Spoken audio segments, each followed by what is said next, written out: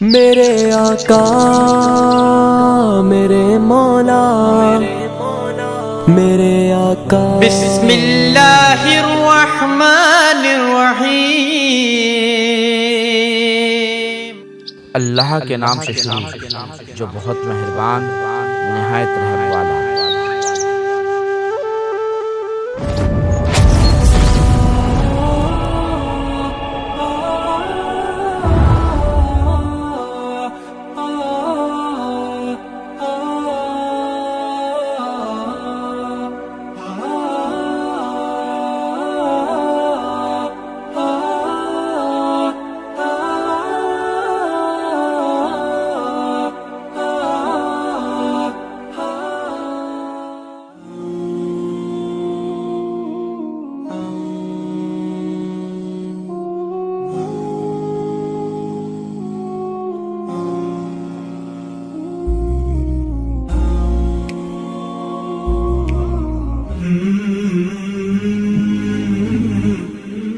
السلام علیکم ورحمۃ اللہ وبرکاتہ۔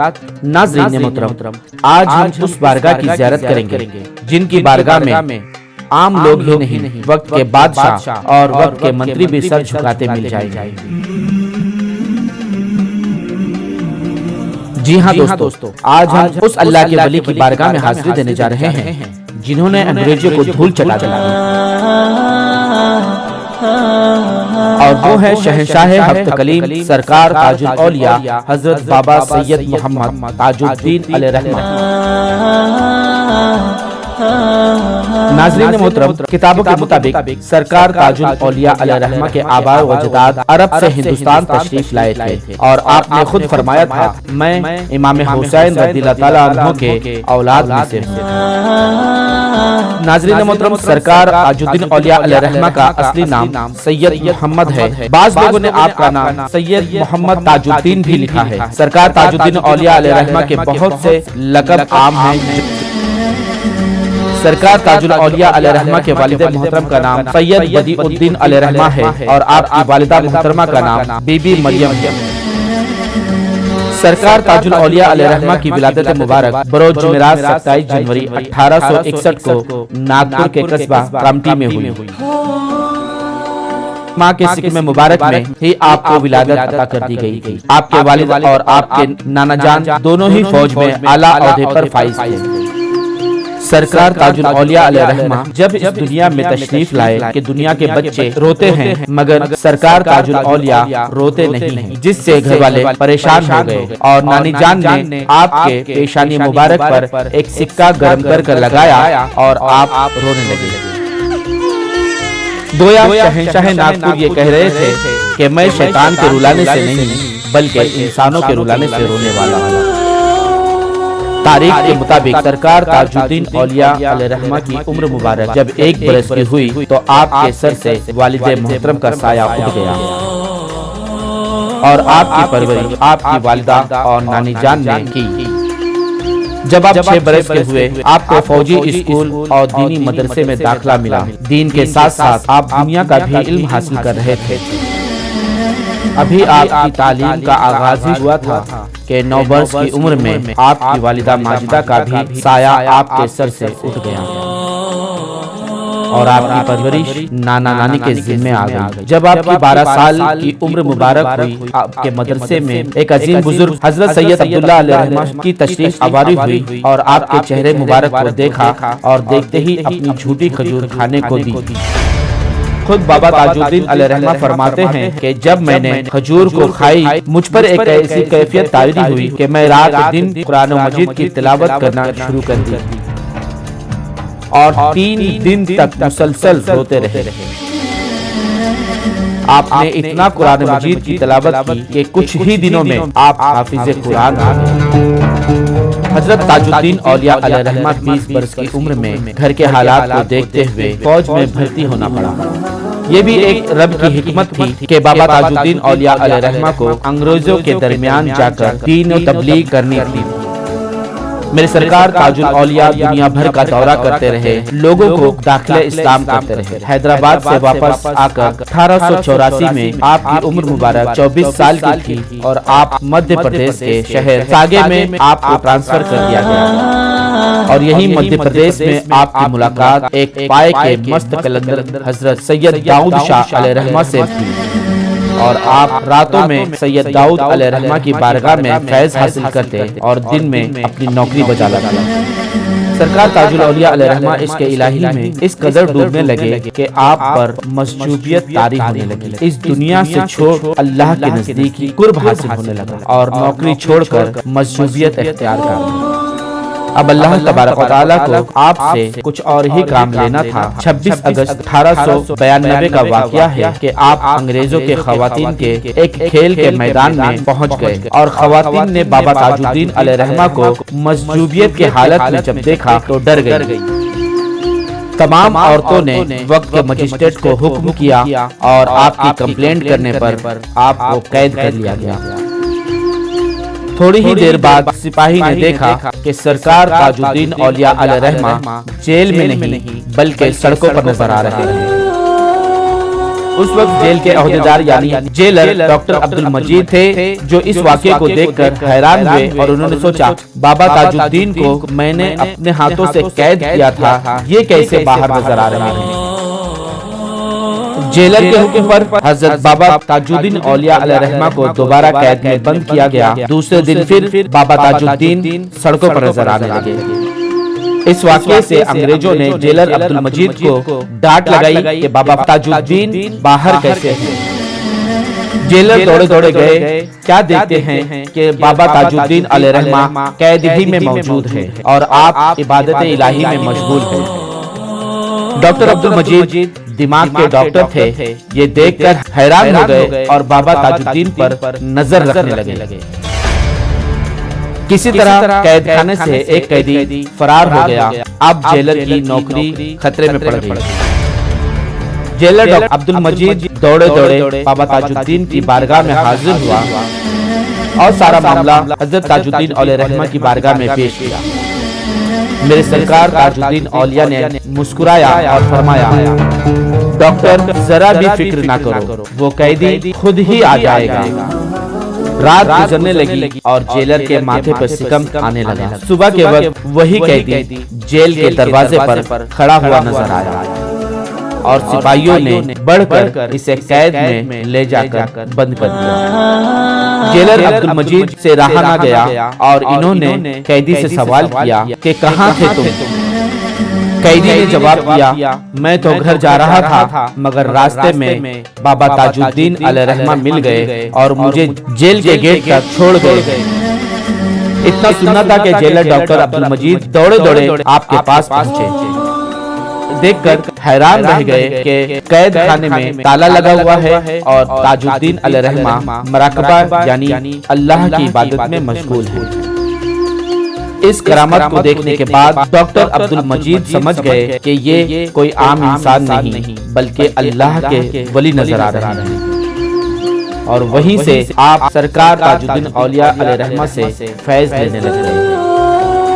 کچھ دنوں بعد ڈاکٹر عبد المجید کا ریٹائرمنٹ ہوا اور ان کے ریٹائرمنٹ کے بعد ڈاکٹر کاشی ناتھ راؤ نئے جیلر بن گئے۔ تاریخ میں آیا ہے کہ ڈاکٹر کاشی ناتھ راؤ اپنے کام سے شام کے وقت آفس میں کچھ کام کر رہے تھے کہ اچانک بابا تاج الدین علیہ رحمہ ان کے سامنے کرسی پر آ بیٹھے۔ کاشی ناتھ راؤ ایک قیدی کو اپنے سامنے بیٹھے ہوئے دیکھ کر ڈر گئے۔ ڈاکٹر کاشی ناتھ راؤ سرکار تاج الدین اولیاء علیہ رحمہ سے کچھ سوال کرنے ہی والے تھے کہ اچانک دیوار سے ایک آواز آئی، السلام علیکم ورحمۃ اللہ، اور دیوار سے دو ہاتھ باہر نظر آئے اور بابا تاج الدین علیہ رحمہ نے سلام کا جواب دیا اور مصافحہ کر آفس سے باہر نکل گئے۔ کاشی ناتھ راؤ دوڑے اور بابا تاج الدین کے سیل یعنی قید خانے کو دیکھا تو تالا لگا ہوا تھا اور آپ اللہ کی عبادت میں مشغول ہیں۔ کاشی ناتھ راؤ نے تالا کھولا اور سرکار تاج الدین علیہ رحمہ کی بارگاہ میں عرض کی کہ بابا آپ یہ سب کچھ کیسے کرتے ہیں؟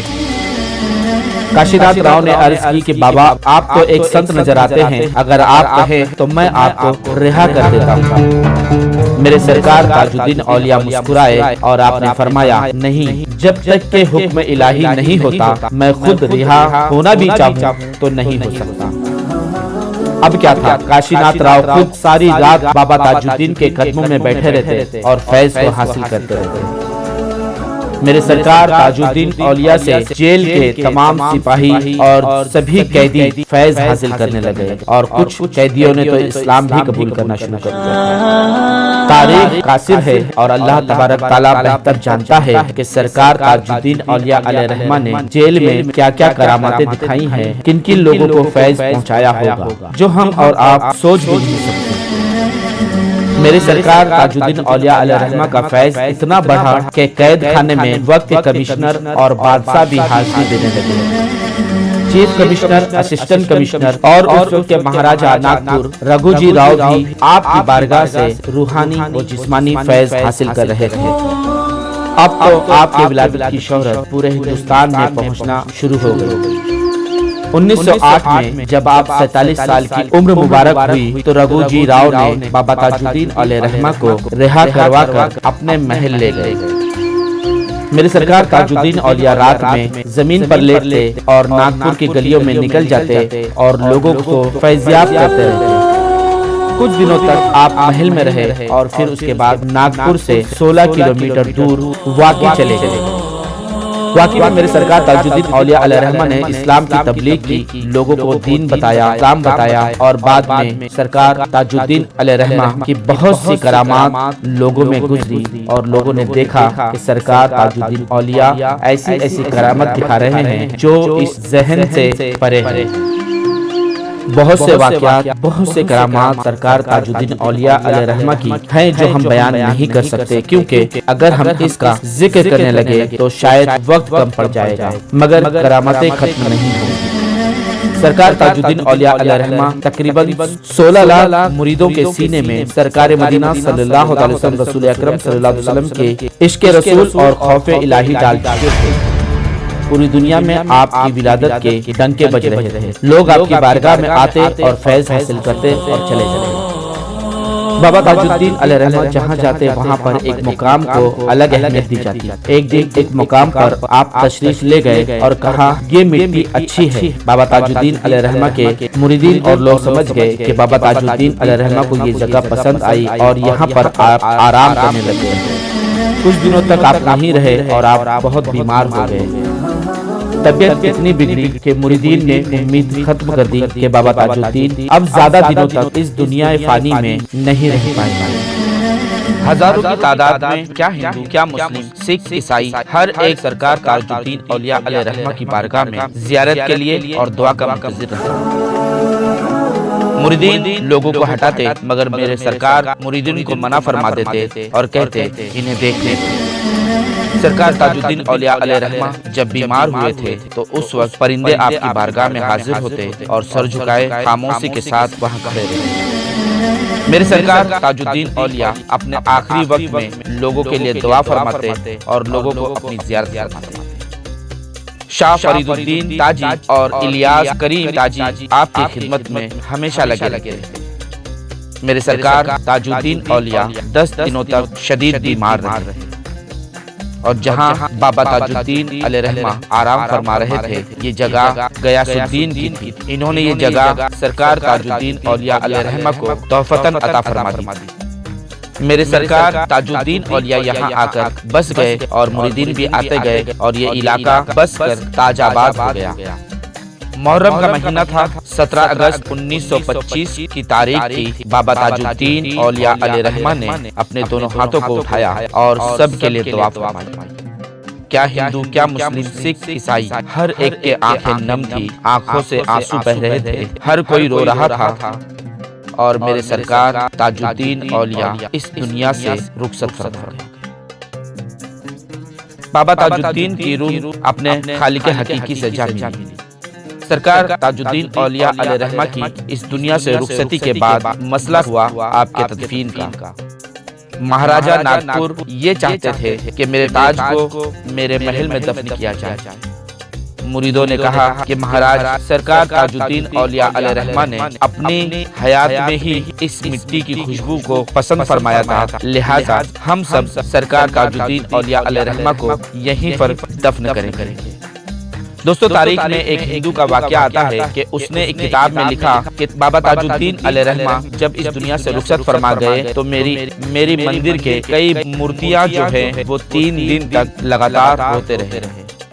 میرے سرکار تاج الدین اولیاء علیہ رحمہ کی بے شمار کرامتیں ہیں، ان کا اگر ہم ذکر کریں تو شاید یہ وقت کافی نہیں ہوگا۔ ایسی بہت ساری باتیں ہیں جو ہم اپنے اس پروگرام میں آپ تک پیش نہیں کر پائے کیونکہ وقت بہت زیادہ ہو جاتا، لہٰذا ہم کبھی موقع ملے گا تو ضرور اس کو پیش کرنے کی کوشش کریں گے۔ آج ہم اور آپ اپنے سرکار تاج الدین اولیاء کی بارگاہ سے بدائی لیتے ہیں اور انشاءاللہ پھر کسی اولیاء کرام کی بارگاہ میں حاضری ہوگی اور ان کے سوانح حیات پر ذکر ہوگا۔ تو اجازت دیجیے اپنے میزبان آفاق احمد کو۔ السلام علیکم ورحمۃ اللہ وبرکاتہ۔